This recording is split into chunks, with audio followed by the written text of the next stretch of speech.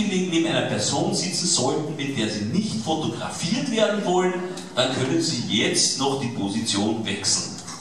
Völkerwanderung, ja? Alle auch, unglaublich! Die waren alle dort mit ihren Pharmaassistentinnen, unglaublich. Diese Männer fahren alle auf der Autobahn in eine Richtung und ich bin scheinbar der Einzige, der in eine andere fährt. Ich bin sozusagen der erotische Geisterfahrer heute. Ja? Und mich hat das fasziniert. Ist das wirklich so jemand? Ich muss mit irgendjemandem über dieses Thema reden. Jetzt mit meiner Frau wollte ich da nicht drüber reden, mit meinem Freund brauche ich nicht drüber reden, der versteht mich nicht. Und dann ist mir eingefallen, immer wenn ich in die Nationalbibliothek gehe, gehe ich vorbei an so Büros dort und da gibt es unter anderem eine Praxis, da steht so jemand, Dr. Hintermeier, Psychotherapie, alle Kassen. Ne? Und dann habe ich gedacht, okay, ich bin Familie, ja, vielleicht kommt da was Lustiges raus. Rufst halt an. Ne? Ich habe dann angerufen, da war eine nette Frau am Telefon, wir haben einen Termin ausgemacht und wirklich ein paar Tage später bin ich hin, ich habe dort angeläutet, die Tür geht auf, ich gehe rein, kommt mir eine sehr attraktive Frau entgegen, sage ich, guten Tag, grüß Gott, ich bin hier für den Herrn Dr. Hintermeier, schaut sie mir und sagt, ich bin die Frau Dr. Hintermeier, grüß Gott. Und ich sagte, na, mit einer Frau, na, ich weiß nicht, will ich das mit einer Frau bereden, diese Probleme? Nein, will ich nicht, ich will meine Frau.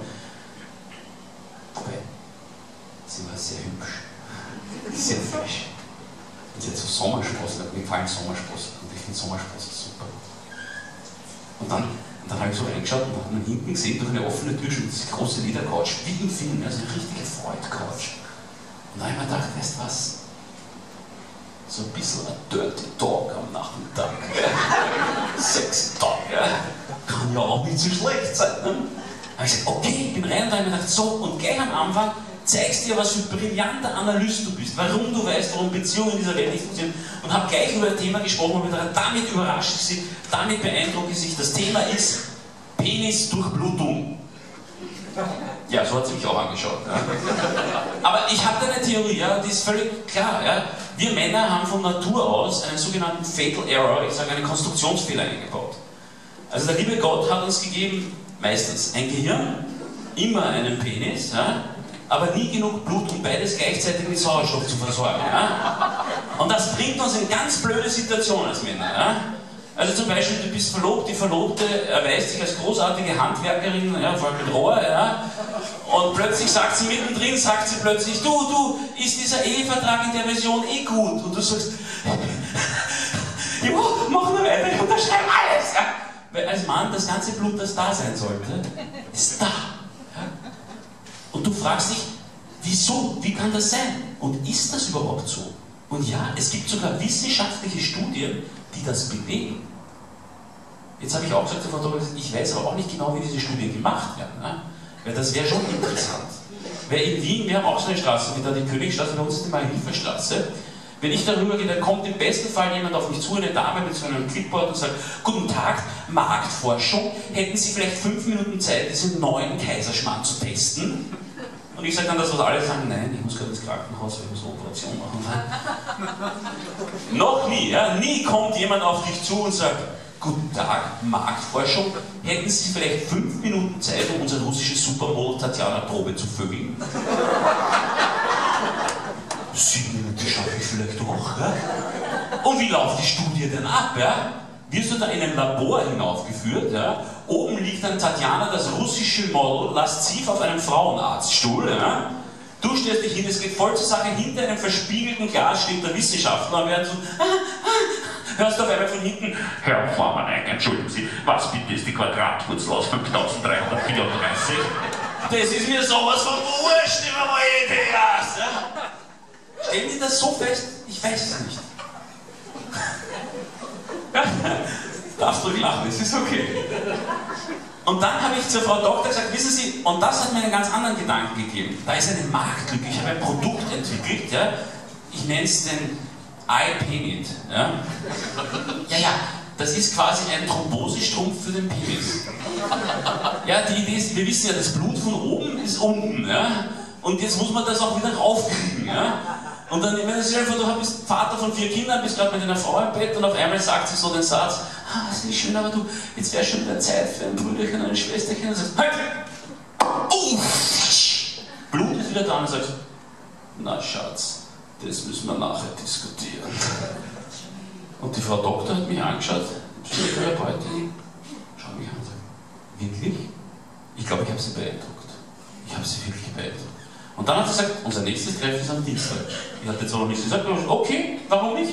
Ich bin bei jeder Hetz dabei. Ich bin rausgegangen und ich muss eins offen zugeben, ich war besser drauf nachher. Das Reden drüber hat mir geholfen. Ich könnte es nicht therapeutisch erklären, aber es hat mir geholfen. Und ich war gut drauf und gut gelaunt und selbst wie dann diese SMS von der Schule gekommen ist, von meinem Sohn, ja, war gar nicht so schlimm, da ist drinnen gestanden, ich soll bitte die Schulpsychologin anrufen, weil mein Sohn wurde heute zu ihr geschickt. Ja, am Nachmittag habe ich dann angerufen, habe also eine Mobiltelefonnummer, ich rufe an, auf der anderen Seite höre ich plötzlich Klick, Hintermeier? Grüß Gott, Vorneweg, ja hallo? Nein, ich habe nichts vergessen, nein. Wissen Sie, der Severin, der in der Schule, der war bei Ihnen? Dann erklärt sie mir, dass sie seit einem Jahr nebenberuflich die Schulpsychologin der Schule meines Sohnes ist. Und dann hat sie mir auch gleich erzählt, was passiert ist. Und ja, es ist schon, mein Sohn der ist jetzt glaube 10, ja, die waren auf einem Schulausflug. Und ich weiß nicht, die Lehrer sind ja auch etwas fauler geworden und als Entertainment gehen sie zum Mittag, wo gehen sie in die McDonalds? Ne? Stehen dann in McDonalds an der Kasse, eine Dame, dahinter mein Sohn mit seiner Schulklasse. Die Dame beschreibe ich jetzt als charmanter Wiener, als sehr rund, sehr weiblich, sehr, sehr rund. Ja? Mein Sohn ist 10, der kann das noch nicht so. Ja? Der ist dort gestanden und sagt plötzlich, schaut, die ist so fett! Alle in der Klasse haben gelacht, ne? Das hat ihn noch mehr angestachelt. Ja? Die Frau hat ganz böse geschaut, die Lehrerin war schon ganz angefressen. Dann sagt er plötzlich, stellt sich neben die Frau zu den Kindern und sagt, schaut, der Hintern, der ist so breit! Dann haben die Kinder noch mehr gelacht, die waren noch böser. Und wie die Frau endlich an die Kasse kommt beim McDonalds, in dem Moment läutet ihr Handy und es macht piep, piep, piep. Auf einmal ruft mein Sohn, Achtung, mach Platz, sie setzt zurück! Ja, ich gebe zu, die Frau Doktor und ich, wir haben beide gelacht. Ja. Was soll ich machen? Aber eins muss ich schon sagen, wie mein Sohn dann am Nachmittag nach Hause gekommen ist, da war ich streng. Ja? Also da war ich der strenge Vater, ich gesagt, Severin, komm her. Du, ich habe jetzt in der Schule Schulpsychologin anrufen müssen. Gell, Papa, die ist cool, die Psychologin. Und die hat keinen so fetten Hintern wie die Tante McDonalds. Ja, da war es schwierig für mich. Ja. Da habe ich dann ein bisschen lachen müssen. Und dann ist mir auch plötzlich klar geworden, schau, das ist kein Bub mehr. Ja. Der wird zum Mann. Ja. Das ist ein Männergespräch über Frauen. Ja.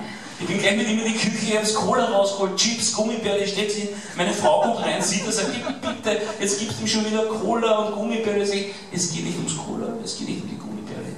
Das ist ein Männergespräch, wir sind Kumpels. Wir reden über Frauen und so, ja. Sagt meine Frau, und so? Was denn? Sagt mein Sohn, dicke Hintern! Aber meine Frau war cool, weil die dann gesagt, da fällt mir ein, wir wollten nächste Woche noch zu Christina gehen, das neue Baby anschauen. Ja, das ist super. Baby anschauen. Hat jemand Kinder schon heute da, der da ist? Niemand? Ehrlich? Niemand? Doch, da hinten. Die trauen sich nicht so, gell? Ich weiß nicht. Also das ist das Geiste, Baby anschauen. Also du musst die Leute rufen an, ja, es kommt ein Baby auf die Welt, du musst dort hingehen und ich sage immer, warum?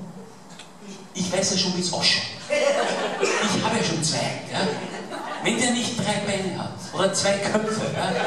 Warum? Ja? Es ruft ja nie jemand an und sagt, hey, kommt vorbei, schaut euch den Opa an.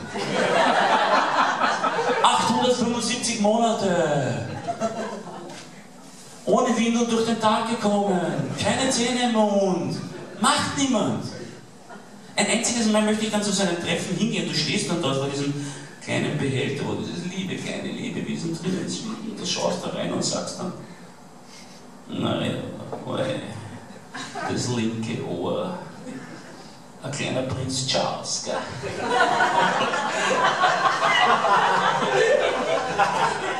Und die Zunge hängt ihm auch so raus.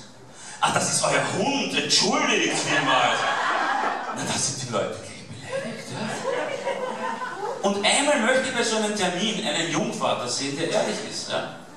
Weil die sind ganz froh, ja? Die sind ganz glücklich. Sie ist froh, dass er was zusammengebracht hat, er ist froh, dass sie was zusammengebracht hat. Ja? Und du musst ihnen sagen, wenn du schon Kinder hast, Kinder sind super, Engel, alles klar, aber sie sind auch Monster und Schlafräuber. Ja? Das ist alles positiv. Einmal möchte ich einen Jungvater sehen, der ganz ehrlich bei so einem Termin sich hinstellt und sagt,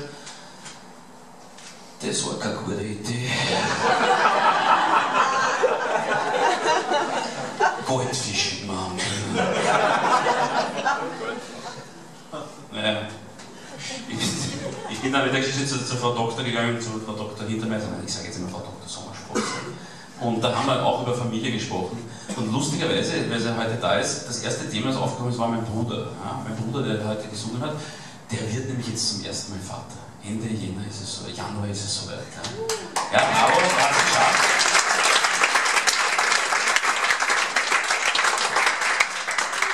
Aber er hat keine Ahnung, was ihm bevorsteht.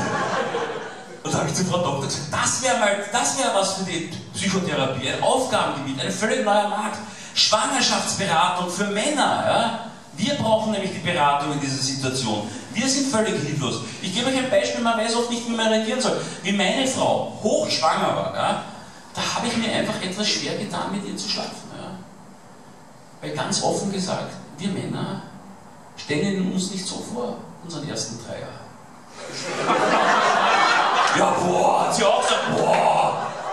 Ja, ich bin paranoid, ich kenne ja meinen Sohn jetzt. Ja? Ich habe immer gedacht, wenn der da im Bauch sitzt, ja, dann komme ich daher, nähere mich erotisch meiner Frau an, ja? Dann sitzt er da drin und kommentiert. Ja? Und sagt, oh, jetzt kommt da wieder das Opfer. Ja?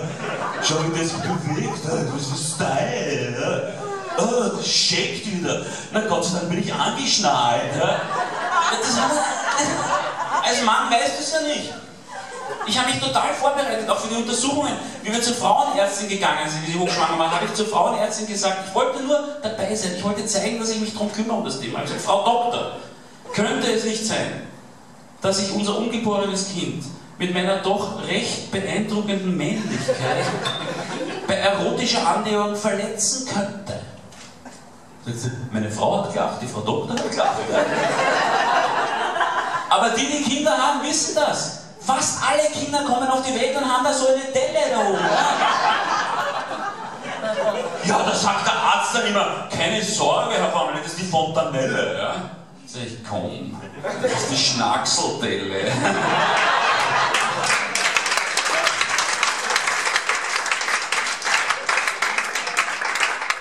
Und dann wird es immer komplizierter im Thema Schwangerschaft. Mein Bruder steht das alles immer, da kommst du zur Ultraschalluntersuchung. Na, das ist super. Ja? Sie liegt auf dieser Liege, die Ärztin kommt, tut diese Paste drauf, in Wien nennen wir es, sie tut den Schwarz auf, ja?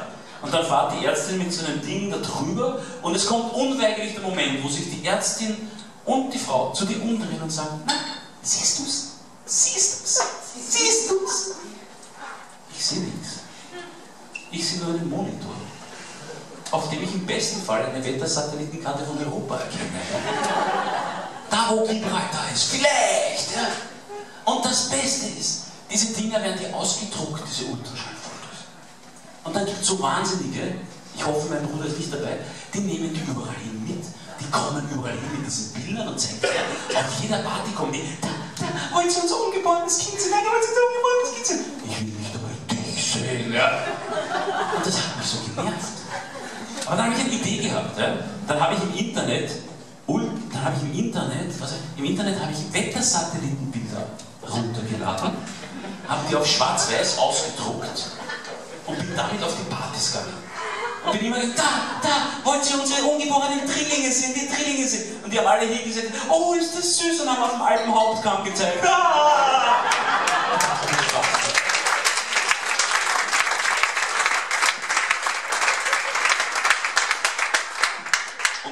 Des Ganzen, da wünsche ich meinem Bruder auch viel Spaß, ist dann natürlich der Geburtsvorbereitungskurs. Das macht Spaß. Da bist du als Mann stundenlang mit 12 hochemotionalen Frauen, einer völlig durchgeknallten Trainerin und 11 Männern, die sich alle denken, scheiße, hoffentlich geht sich das bis zum Fußball aus, ja? Eingesperrt. Und die ersten 3 Stunden, was lernt man dort? Atmen.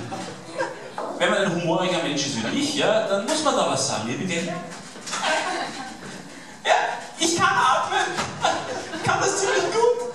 Ich kann das sogar im Schlaf. Oh, die war gleich sauer. Es geht nicht darum, atmen zu lernen. Es geht darum zu lernen, wie man den Schmerz wegatmet. Aha. Ja, Herr Family, das ist so, das kann man. Wenn Sie sind ja sicher auch so ein typischer Mann, der, wenn er sich zu Hause die kleine Zehe wo anschlägt, sofort ein Paracetamol einwirft. Da habe ich gesagt, ja. Bumm, Zehe, aua, Paracetamol rein, aua, weg. Dann ist sie gleich noch, ja, das ist ein Blödsinn. Dann hat sie gleich die ganze Truppe gegen mich aufgewiesen. Ja, na dann fragen wir doch alle anderen hier, ob die auch so denken. Wer ist denn hier, wer in der Gruppe, wer ist für natürliche Schmerzbekämpfung und wer ist für Pharmazie? Und alle Männer in der Gruppe, Drogen, Drogen, Drogen, Drogen. Da war sie noch böser, die ist auf mich rum, ist zu mir hergekommen, hat mich provoziert, hat mich und ich bin auch schon so wütend, weil ich wusste, was sie macht. Und wie sie direkt von mir spielt, mich quasi anspuckt, in dem Moment bin ich so, bam, bin ich ja voll auf die Zehe gesprungen. Sie so, au, alle Frauen, oh Gott, was hat sie gemacht? Und ich habe mich zu ihr gestellt und habe gesagt, atme, Baby, atme!